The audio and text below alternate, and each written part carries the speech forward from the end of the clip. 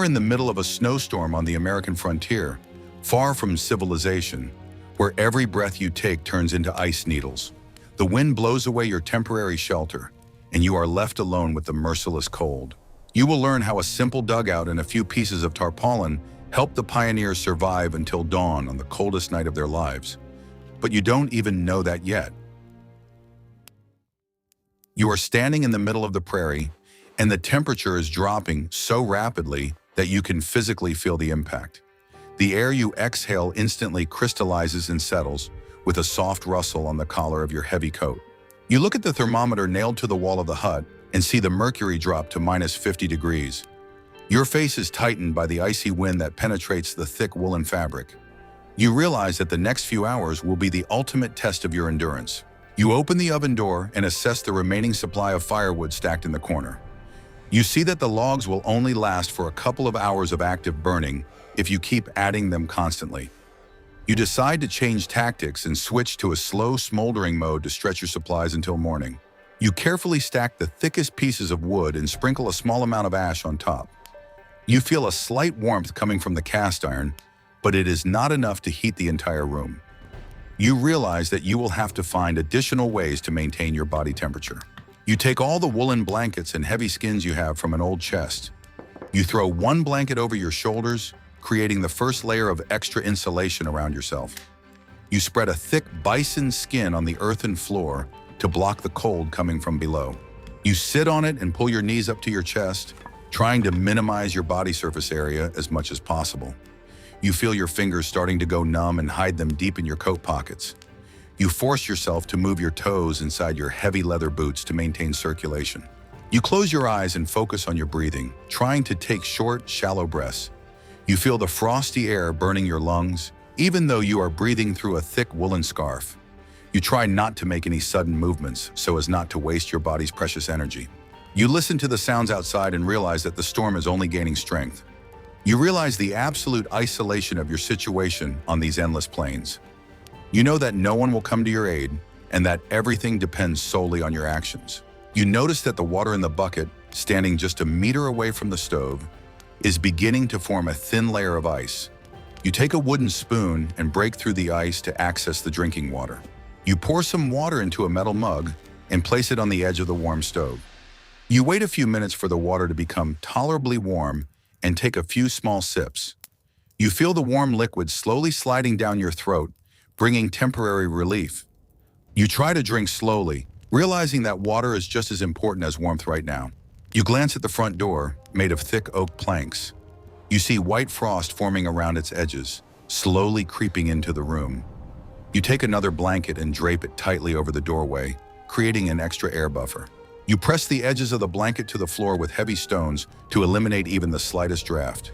You return to your skin near the stove and wrap yourself in the remaining clothes again. You notice that the temperature in the room has stopped falling, although it is not rising either. You get up from your seat to stretch your stiff limbs a little. You take a few steps around the cramped room, feeling the floorboards respond with a dull creak. You wave your arms back and forth, imitating the movements of a woodcutter to get your blood flowing. You feel a slight tingling in your fingertips, which is a good sign that your circulation is returning. You repeat this exercise over and over until your breathing becomes slightly rapid. You sit back down, trying to keep the warmth you've generated under the thick wool blanket. You take a small piece of canvas and begin to wipe the inside surface of the window. You see that the layer of ice on the parchment has grown almost an inch thicker in the past hour. You realize that moisture from your breath is constantly settling on all cold surfaces. You try to breathe into your coat collar to minimize the release of vapor into the air of the hut. You understand the mechanics of this process, realizing that the drier the air inside, the easier it is for you to stay warm. You carefully examine the corners of the room, checking to see if there is a fresh stream of frosty air coming in somewhere. You notice the sound of the wind outside changing its tone. You hear sharp whistling sounds as air currents bend around the corners of your dugout. You feel the pressure in the room fluctuate slightly due to strong gusts. You put another small piece of wood in the stove, making sure the coals don't go out.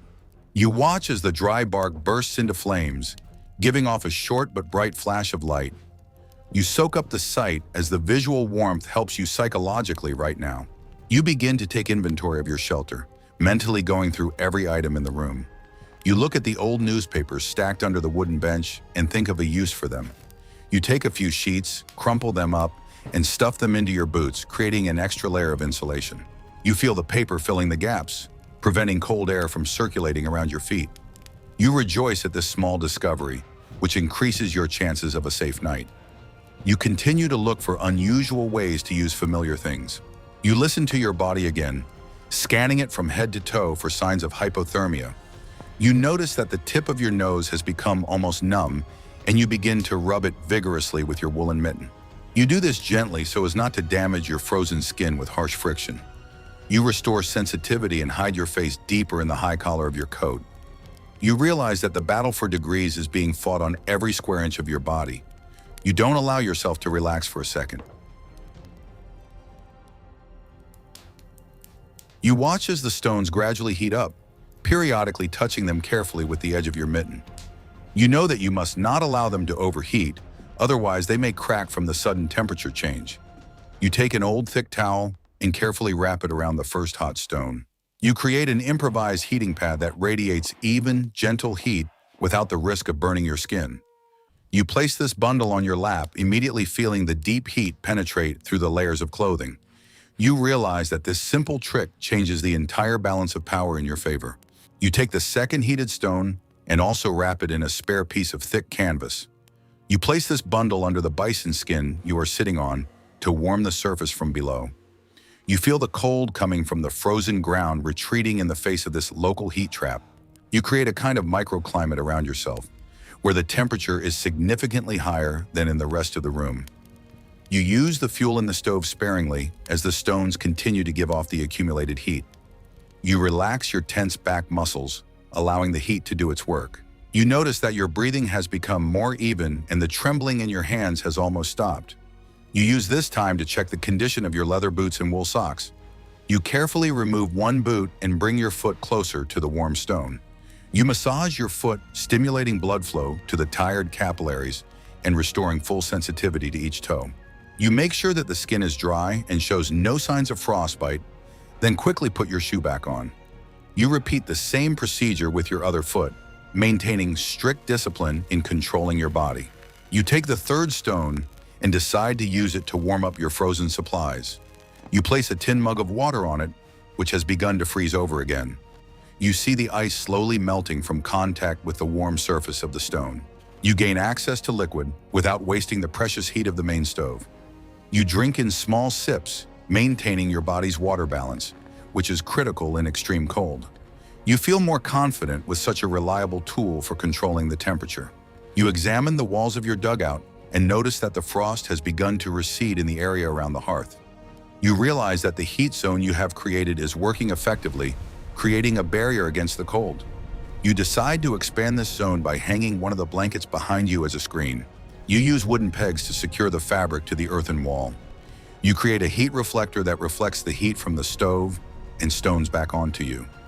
You sit inside this makeshift cocoon, protected on all sides. You listen to the howling wind and try to determine the direction of the storm. You realize that the wind is hitting the blind wall directly without touching the doorway. You realize that you were lucky with the initial orientation of the building when it was erected. You remember how carefully you chose the location, taking into account the windrows on these open plains. You are grateful for your past work, which now serves as an invisible shield against the elements.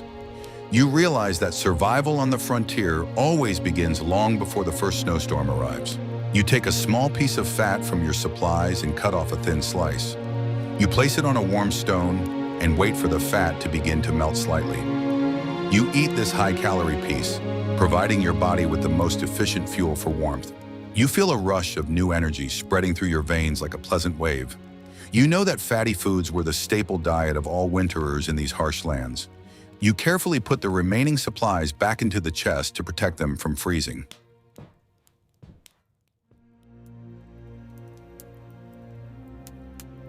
You listen to the walls of your dugout, expecting that they too may not withstand the strain. You hear the faint crunch of the freezing soil around your shelter.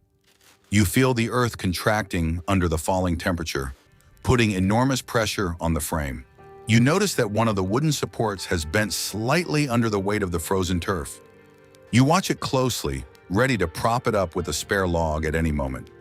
You realize that the hut is literally fighting for its existence along with you. You glance at the front door and see that the frost has penetrated even further into the room. You take an old knife and carefully scrape the thick layer of ice off the door hinges. You do this so that the metal does not lock the door tightly by morning. You brush the ice chips onto the floor away from your warm spot. You check the tightness of the blanket covering the doorway and adjust the shifted edge. You return to your bison skin, glad that the door remains functional. You pick up a small piece of wood and begin to mechanically plane it with a knife. You do this not to start a fire, but simply to keep your hands busy and distract your mind. You focus your eyes on the small details of the shavings thrown aside by the blade. You feel the rhythm of this process, which calms your frayed nerves. You create a small pile of wood curls which will later be used for kindling. You realize that monotonous work helps you stay sane in conditions of sensory deprivation. You notice that the flame in the stove has begun to change color from orange to pale yellow. You realize that the draft in the chimney has changed due to a strong pressure difference outside. You open the lower damper a millimeter to allow better oxygen flow to the coals. You watch as the fire becomes bright and stable again, bringing warmth back into the room. You realize that controlling the stove requires precision and constant attention. You sit next to the cast iron door like a captain at the helm of a ship in a heavy storm.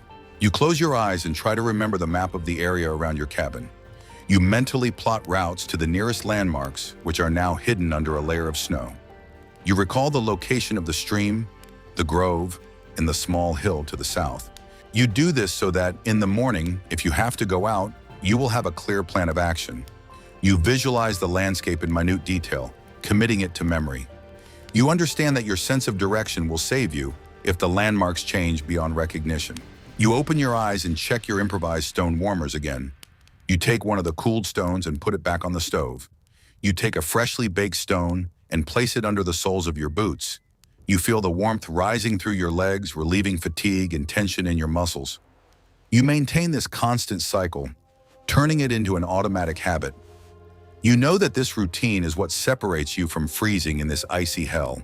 You look at the small gap in the window parchment through which the moonlight shines. You realize that the clouds have dispersed a little, but the wind has not subsided. You know that a clear sky with strong winds means only one thing: a further drop in temperature. You prepare yourself for the fact that the next few hours will be the most severe test of the night. You wrap yourself more tightly in the blankets, pulling their edges together across your chest with an old leather belt. You turn yourself into a monolithic block, minimizing any loss of precious heat.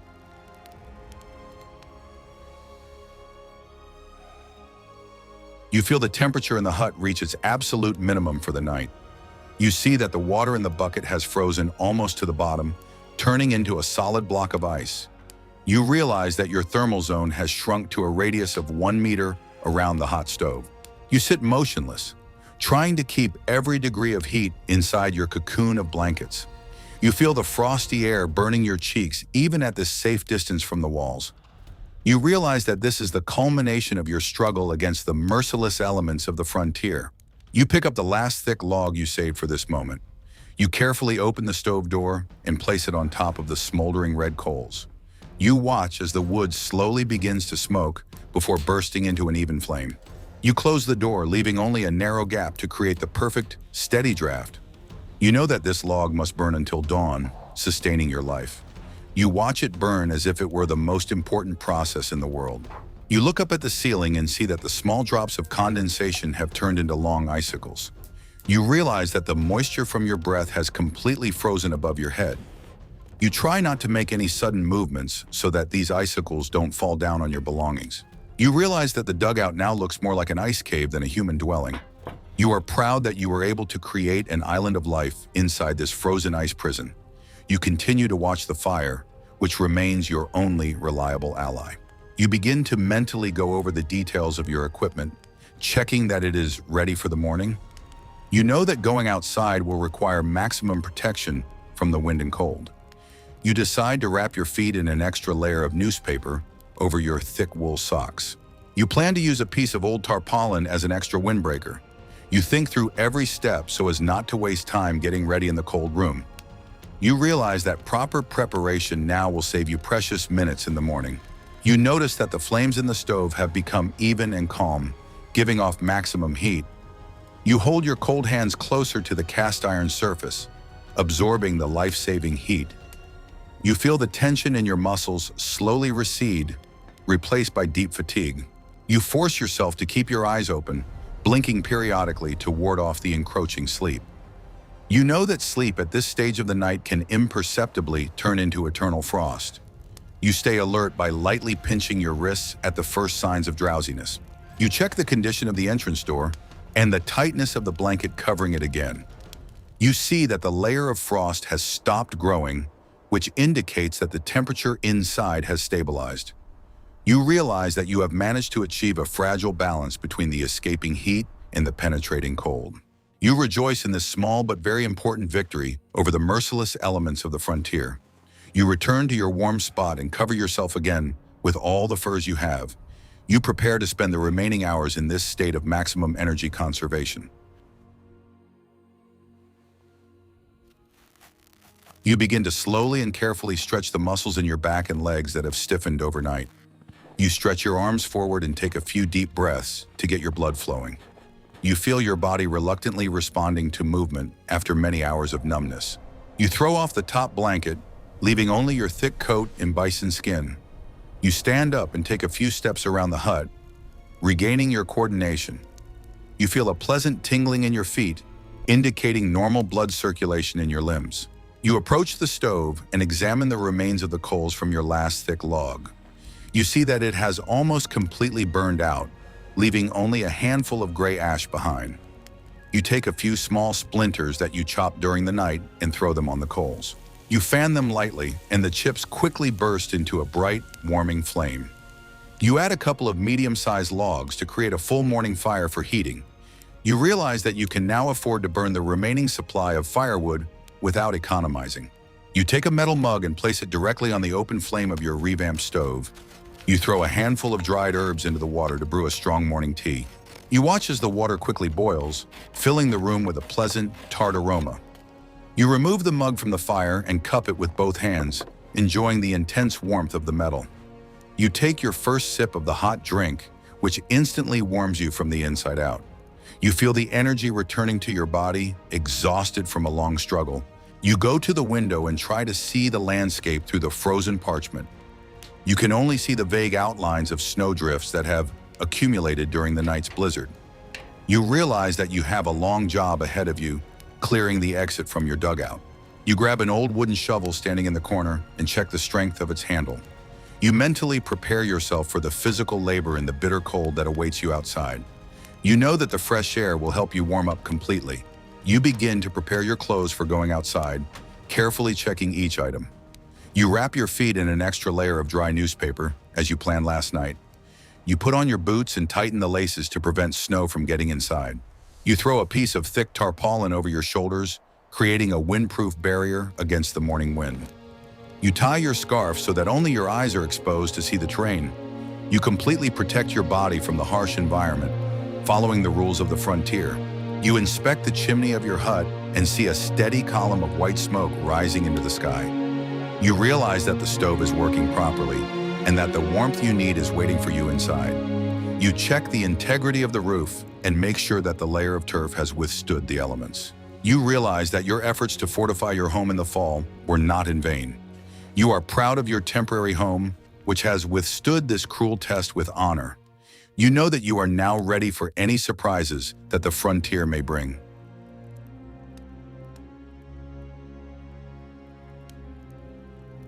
You return to your stove and begin the process of gradually restoring your body temperature. You take off your snow-wet boots and place them at a safe distance from the fire. You know that leather shoes can deform or crack if dried too close to a strong heat source. You knead your feet with your hands, making sure that all your toes remain mobile and sensitive. You take out a dry pair of thick wool socks and quickly put them on your warm feet. You feel incredible comfort from simply changing from wet clothes to dry ones. You go to your meager supplies and estimate the amount of food left for the day. You realize that after such a night, your body urgently needs to replenish the calories and micronutrients it has expended. You take a large portion of dried meat, a handful of beans, and throw them into a pot of water. You put it on the stove to cook a thick and rich soup to restore your strength. You add a little dried onion and salt for flavor, which now seems like the food of the gods to you. You watch the boiling process, anticipating a hearty hot meal. You use the cooking time to inspect the interior of your dugout. You notice that the thick layer of ice on the walls has begun to melt slowly from the daytime heat. You take a rag and carefully wipe up the moisture so that it does not drip onto the earthen floor. You realize that keeping the interior dry is your constant daily task. You check the fastenings of the wooden supports, making sure they have not been damaged by the pressure of the soil during the night. You nod with satisfaction, seeing that the structure remains strong and reliable. You remove the pot from the fire and pour some of the hot soup into your metal bowl. You eat slowly, chewing each bite thoroughly to help your stomach digest the heavy food. You feel the satisfying warmth spreading throughout your body, driving away the remnants of the night's chill. You wipe your plate with a piece of stale bread, leaving not a single drop of nutritious broth. You pour yourself another mug of hot herbal tea and sit closer to the fire. You allow yourself a few minutes of complete relaxation and peace. You begin to plan your activities for the day ahead, which promises to be sunny. You realize that you need to replenish the firewood that was used up during the long night. You take your axe, check the sharpness of the blade and the reliability of its attachment to the wooden handle. You put on your warm clothes again, using a tarpaulin as protection from the wind. You go outside and head for a small grove of trees located 100 yards from the hut.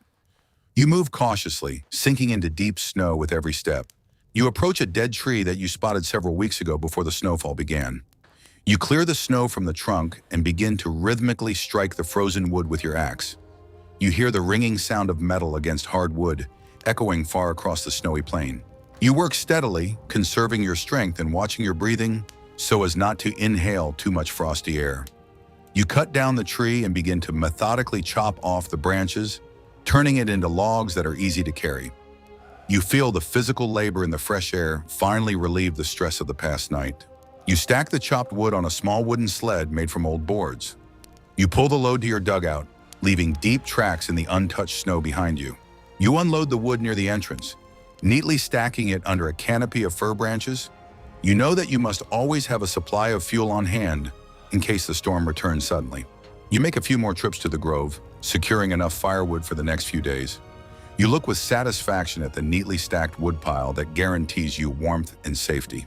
You return to the cabin and take off your outer clothing, shaking off the snow at the doorstep. You throw more wood into the stove, maintaining a stable temperature in your small shelter. You take your diary and a short graphite pencil to make a note about the past night. You describe in detail the drop in temperature, your feelings, and the methods you use to stay warm. You do this to preserve the experience, which may be useful to you or other settlers in the future. You close the notebook and put it away in a chest, preserving the chronicle of your survival. You take out some old harnesses from the corner and start rubbing animal fat on them to keep them flexible. You use this quiet time to fix small equipment and get ready for future trips. You rub the fat thoroughly into the leather, watching it become soft and pliable in your hands. You realize that taking care of your belongings on the frontier is just as important as taking care of your own health. You finish your work and wipe your hands on a piece of rough cloth hanging near the stove. You feel satisfied that you have spent your time wisely.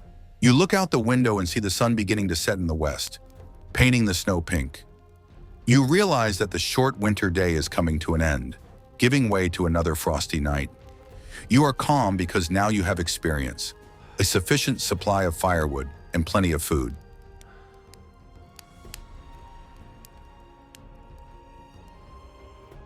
You wake up the next morning with a clear head and fully restored strength. You no longer see your dwelling as a trap, but as the perfect tool for preserving life. You realize that the very shape of the dugout, dug deep into the ground, is a brilliant engineering solution.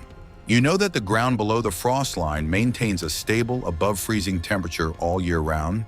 You are using this natural geothermal effect, which acts as an invisible heat accumulator for your home. You realize that it was this factor that prevented the temperature from falling below the critical mark last night. You notice the low ceiling of your building, which you can easily reach with your hand. You remember how you deliberately limited the height of the hut during construction, sacrificing space for energy efficiency. You understand that warm air always rises, and the low ceiling keeps it at the level of your living space. You feel the difference in temperature. The floor is always cooler, while most of the heat from the stove collects under the ceiling. You take advantage of this feature by placing your bed on a small platform made of wooden planks. You are in the warmest layer of air while you sleep. You approach the walls and carefully examine the structure of the sod blocks from which they are made. You see the dense intertwining of prairie grass roots, which securely bind the soil into a monolithic brick. You know that this natural material has excellent insulating properties thanks to the air pores inside the earth. You understand that a half-meter wall of sod protects from the cold better than a double wooden log cabin. You regularly inspect the walls for cracks and crumbling so that you can make minor repairs in a timely manner. You treat your home like a living organism that requires constant care. You open the oven door and assess its location strictly in the center of your small room. You understand that this installation allows heat to be distributed evenly in all four directions. You know that if the oven were placed against the wall, a significant part of the heat would be lost to the frozen ground. You regularly clean the chimney of soot to ensure good draft and avoid the risk of fire. You use a long pole with a bunch of stiff grass tied to the end to clean the pipe. You monitor the safety of your only source of heating. You pay attention to the only window on the south side of your turf hut. You understand that this orientation allows you to capture maximum sunlight during the short winter days.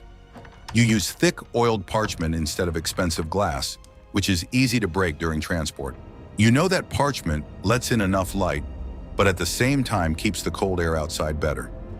You close the window with a thick wooden shutter at night to create an additional barrier against the icy wind. You make rational use of every element of the structure to maintain thermal balance. You go outside and examine the shape of the roof, which has a small, gentle slope. You remember that this design was chosen specifically so that the wind could blow freely around the building without encountering strong resistance. You realize that a steep roof would create strong wind resistance and could be torn off by a squall. You see that the snow lies in an even layer on the slope, creating an additional natural blanket over the turf. You know that this snow cover works as an excellent insulator, keeping the heat inside the room. You do not clear the snow from the roof, using it as an aid in the fight against frost. You walk around the dugout and check the drainage ditch dug a short distance from the walls. You understand that in the spring, this trench will save your home from flooding with meltwater. You regularly clear it of debris and branches so that water can flow freely down the slope.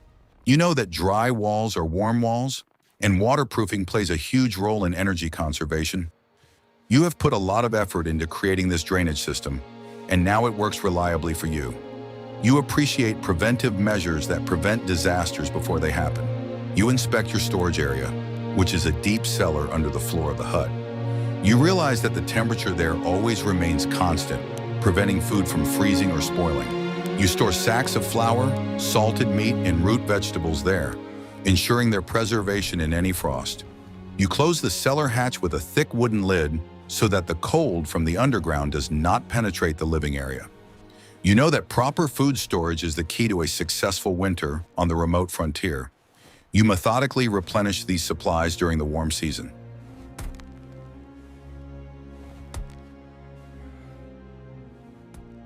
You take out several flannel shirts which you wear close to your body as a base layer. You understand that this soft material absorbs sweat well and creates a comfortable air layer. You know that layering is the main secret to retaining heat in extremely low temperatures. You always wear 3 thin shirts instead of 1 thick one so that you can regulate your temperature. You take off 1 layer if you start to sweat during heavy physical work in the cold. You avoid overheating, which can lead to fatal hypothermia when you stop. You pay special attention to your pants, which are made of thick canvas or stiff sailcloth. You understand that this material protects your legs from prickly bushes and icy winds while walking. You wear long woolen underwear underneath them, which provides the necessary warmth for the lower body. You regularly impregnate your pants with beeswax in the knee area to prevent them from getting wet when working in the snow. You know that wet feet on the frontier are the first step to serious frostbite and illness. You carefully monitor the dryness of every piece of your equipment, You pick up your heavy leather boots, which are the most important part of your gear. You understand that they must be spacious enough to accommodate 2 pairs of thick wool socks.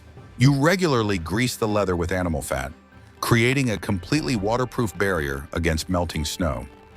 You know that the soles must be thick to insulate your feet from the frozen ground and rocks. You check the strength of the laces, replacing worn areas with new strips of rawhide. You take care of your shoes as carefully as you do your own health. You take a large fur hat made of raccoon or beaver skin out of your chest. You understand that a person loses a huge amount of precious heat through their exposed head in severe frost. You pull the long fur ears of the hat down and tie them tightly under your chin with a leather cord. You know that this protects your ears and neck from frostbite and strong crosswinds. You feel the softness of the fur, which creates a comfortable microclimate around your face in any blizzard. You never go outside without this important headgear. You check your mittens, made of thick deer skin and insulated with sheep's wool on the inside. You realize that mittens are much more effective at keeping your fingers warm than regular gloves with separate fingers. You wear your mittens on a long cord around your neck so you don't lose them in the deep snow. You know that losing protection for your hands in the cold means a rapid loss of working ability and inevitable death. You always have a spare pair of mittens in your coat pocket in case of unforeseen circumstances. You take care of your hands, which are your main tool for survival. You take out a long woolen scarf and wrap it around your neck in several tight layers. You understand that the scarf not only warms your neck, but also allows you to breathe through the fabric in severe frost. You know that this warms the air you breathe in, protecting your lungs from frostbite when you take deep breaths. You regularly dry the scarf by the stove, as it quickly becomes covered with frost from your breath. You use it as a universal filter and insulator during long journeys across the prairie. You appreciate this simple but incredibly effective piece of knitted fabric. You examine your leather gaiters, which you wear over your boots and the bottom of your pants. You realize that they act as a shield, preventing deep snow from getting inside your shoes when you walk. You tighten the straps on the gaiters, creating an impermeable seal between your boots and pants. You know that this piece of equipment saves you a lot of time and frustration when blazing a trail through snowdrifts. You regularly clean the gaiters of accumulated ice to maintain their flexibility and functionality. You are utilizing the expertise of mountain hunters who invented this simple device. You check the buttons on your underwear, which is a one-piece red flannel jumpsuit. You understand that this design prevents your lower back from being exposed when bending over or engaging in vigorous physical activity. You wear this underwear for weeks without taking it off, as it becomes your second skin during the winter months. You know that red was traditionally chosen to hide dirt during infrequent washings.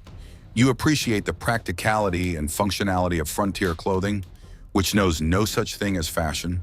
You choose only those items that really help you stay warm. You begin your usual winter day, which consists entirely of a strict and unchanging routine. You understand that discipline is the key to survival in the long isolation of the snowy frontier. You wake up with the first rays of the sun to make the most of the short daylight hours for work. Your first task is to check the condition of the stove, building a strong fire from the dry wood you prepared the night before. You put water on for tea and prepare a hearty breakfast of corn porridge and bacon. You know that the calories you consume in the morning will give you energy for several hours of hard physical labor. You repair your tools while sitting in the warmth of your dugout in the middle of the short day. You sharpen your axes and knives using a special whetstone lubricated with a small amount of oil.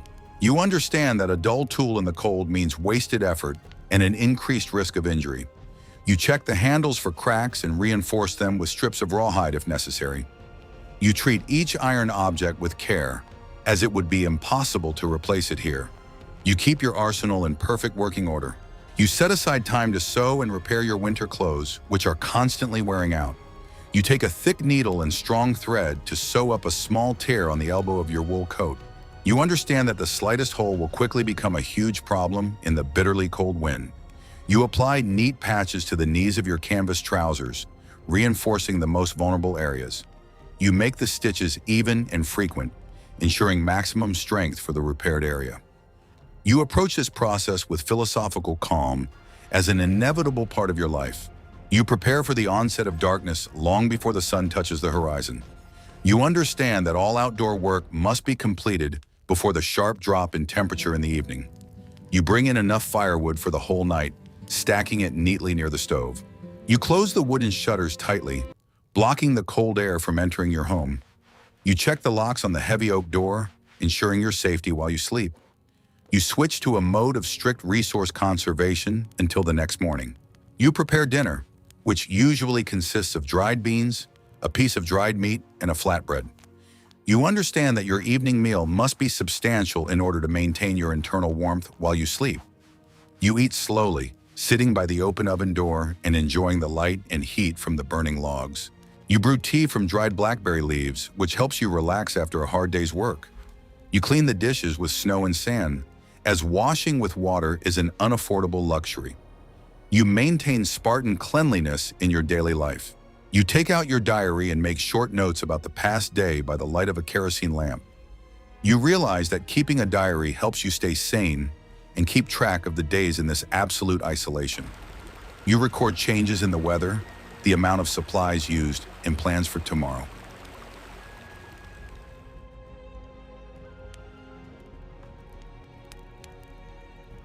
We see that survival on an extremely cold night on the frontier depended not on luck, but on strict discipline, knowledge, and ingenuity. The use of earthen architecture, proper layering of clothing, and the hot stone method created a reliable barrier between life and death. The settlers did not simply endure the cold, they actively managed their microclimate by applying the laws of physics in practice. Do you think you could adapt to such a harsh survival routine and spend the winter in a lonely sod hut? Share your opinion in the comments and don't forget to subscribe to our channel so you don't miss new videos about the amazing history of the Wild West.